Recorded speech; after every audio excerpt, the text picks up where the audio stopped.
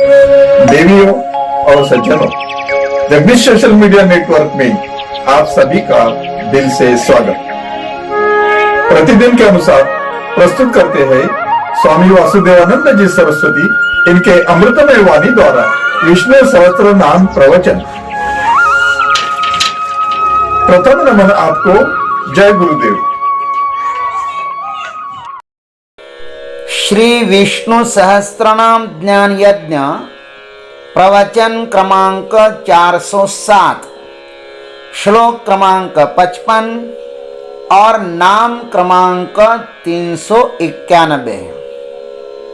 आज 25 जून 2021 है और आज से उज्जैन नगरी में होने वाले अपने महामृत्युंजय महायज्ञ की पूर्णाहुति के ठीक 231 दिन शेष है।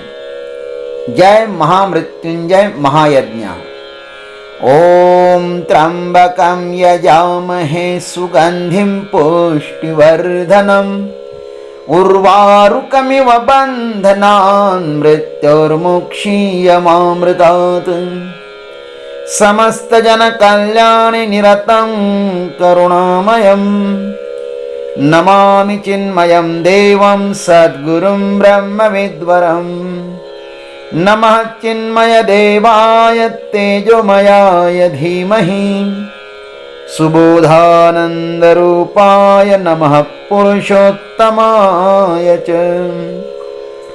शान्ताकारं भुजगशयनं पद्मनाभं सुरेशं विश्वाधारं गगनसदृशं मेघवर्णं शुभांगं लक्ष्मीकान्तं कमलनयनं योगिभिर्ध्यानगम्यं वन्दे विष्णुं भवभयहरं सर्वलोकैकनाथम्।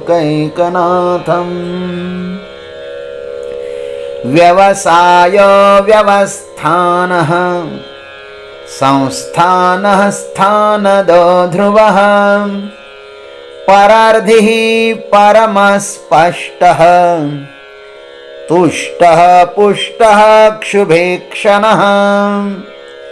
ओम तुष्टाय नमः। ओम तत्सत। जिसके जीवन में परम स्पष्ट परमात्मा का आगमन होता है वही तुष्ट अर्थात परमानंद स्वरूप में तल्लीन हो जाता है। यह अब तुष्ट नाम से कहते हैं। कल परम स्पष्ट इस नाम पर चर्चा हुई और आज तुष्ट इस नाम पर चिंतन करते हैं। तुष्ट का अर्थ है एकमात्र परमानंद स्वरूप। भाष्यकार लिखते हैं परमानंदैक रूपत्वा तुष्ट। एकमात्र परमानंद स्वरूप होने के कारण भगवान को तुष्ट कहते हैं। भीष्म पितामह जी युधिष्ठिर जी को निमित्त बनाकर अपने भीतर छिपे हुए अमूल्य खजाने को हमारे सामने एक एक करके प्रस्तुत कर रहे हैं।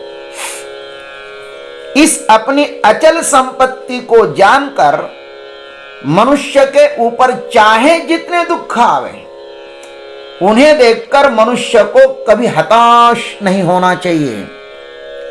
अपनी अंतस्थ संपत्ति का उसे सदैव स्मरण करना चाहिए।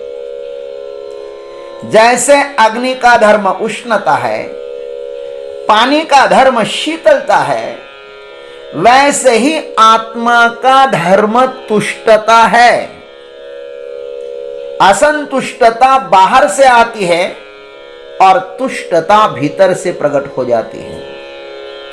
सदैव तुष्ट रहना यह आत्मा का स्वधर्म है। तुष्टता हमारे भीतर ही मौजूद है। जैसे समुद्र ऊपर से अशांत होता है और भीतर परम शांत होता है, वैसा ही हमारा जीवन है। यह वासना, राग, द्वेष रूपी वायु हमें अशांत कर देती है। इनका बवंडर उठते ही हम भीतर अशांत हो जाते हैं, इसलिए वह बवंडर न उठे उसके लिए सदैव प्रयत्न करना चाहिए। शांडिल्योपनिषद में संतुष्टि की व्याख्या इस प्रकार की है, संतोषो नाम यदृच्छा लाभ संतुष्टि। 1 2 3। संतोष का अर्थ है दैव इच्छा से जो कुछ भी मिले उसमें संतुष्ट रहना होता है। संतुष्ट की व्याख्या यही है। गीता जी में भी संतुष्ट की व्याख्या आई है, प्रजहाति यदा कामान सर्वान पार्थ मनोगतान आत्मनैवात्मना तुष्टः स्थित प्रज्ञस्तदोच्यते।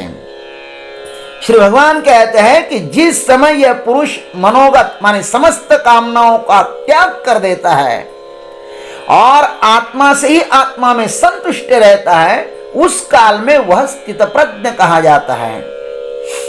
अपनी प्रज्ञा अपने में ही स्थित होनी चाहिए। भीतर सुख है और बाहर दुख है, ऐसे गीता जी में कहा है। और महोपनिषद में भी महोपनिषद में भी संतुष्ट की व्याख्या इस प्रकार आई है। आपको श्रुति स्मृति का प्रमाण हम दे रहे हैं। देखो क्या कहती है श्रुति, अप्राप्तम ही परित्यज्य संप्राप्ते समताम गतः अदृष्ट खेदा खेदो यह संतुष्ट इति कथ्यते। महोपनिषद 4 और 37। जिसने अप्राप्त वस्तु को छोड़ दिया हो, अर्थात जो वस्तु प्राप्त नहीं है उसके पीछे कभी वह दौड़ता भी नहीं है, और प्राप्त वस्तु में जिसका समभाव हो अर्थात हर्ष और शोक न हो, अथवा जिसने अपने जीवन में हर्ष और शोक का कभी देखा ही ना हो, वह संतुष्ट कहा जाता है। क्या बढ़िया परिभाषा दी संतुष्टि की।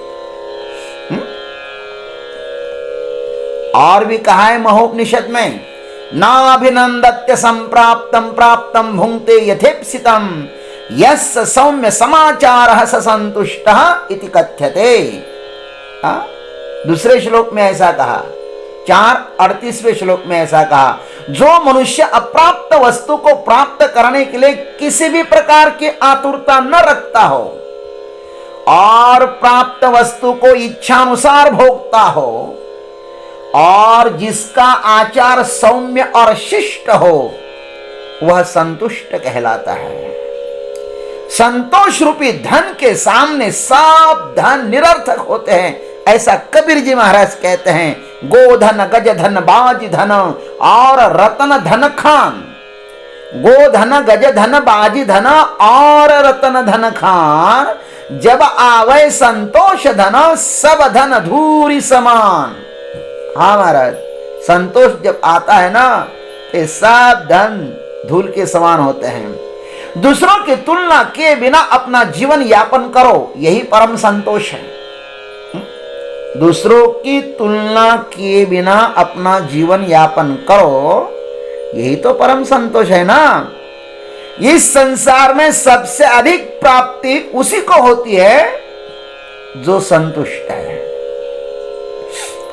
अतः सामर्थ्यानुसार, अपने सामर्थ्य के अनुसार उचित प्रयत्न के पश्चात जो फल मिले अथवा जिस अवस्था में रहना हो उसमें प्रसन्न चित्त बने रहना और सब प्रकार की तृष्णा को छोड़ देना, यही तो संतोष है।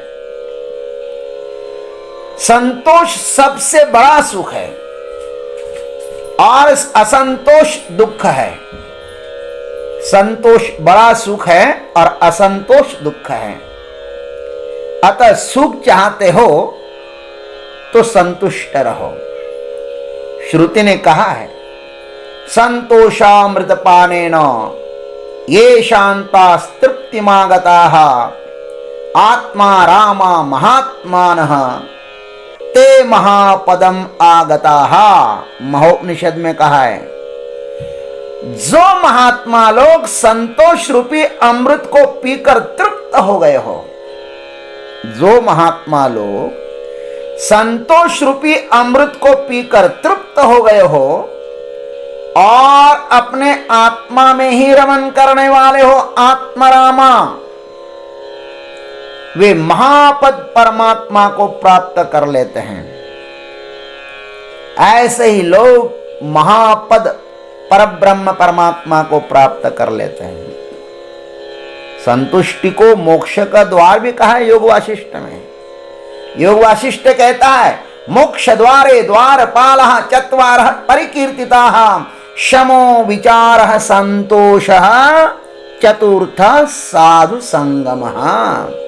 योग वासिष्ठ में कहा मोक्ष नामक धाम के द्वार पर 4 द्वारपाल खड़े हैं। कितने द्वारपाल? 4। कौन कौन से? शाम, विवेक, संतोष और साधु संग। जिसको भी मोक्ष को पाना है उन्हें इन 4 द्वारपालों का भजन करना चाहिए। इनकी आज्ञा के बिना आपको भीतर प्रवेश नहीं मिलेगा। जो संतुष्ट है वही तुष्ट को पा सकता है। जो स्वयं का सम्राट होता है उसी के लिए परमात्मा के द्वार खुलते हैं। दरिद्र व्यक्ति भगवान के पास जाएगा तो उसे क्या मांगेगा? क्या मांगेगा वो भगवान को?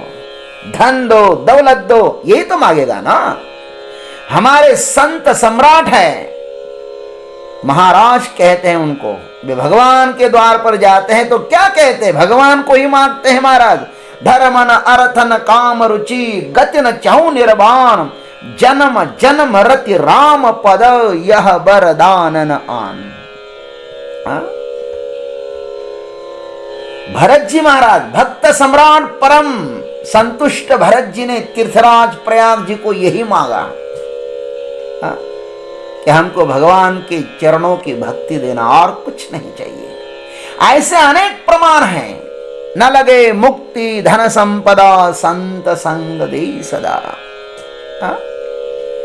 समस्त संतों के जीवन की यही मांग होती है।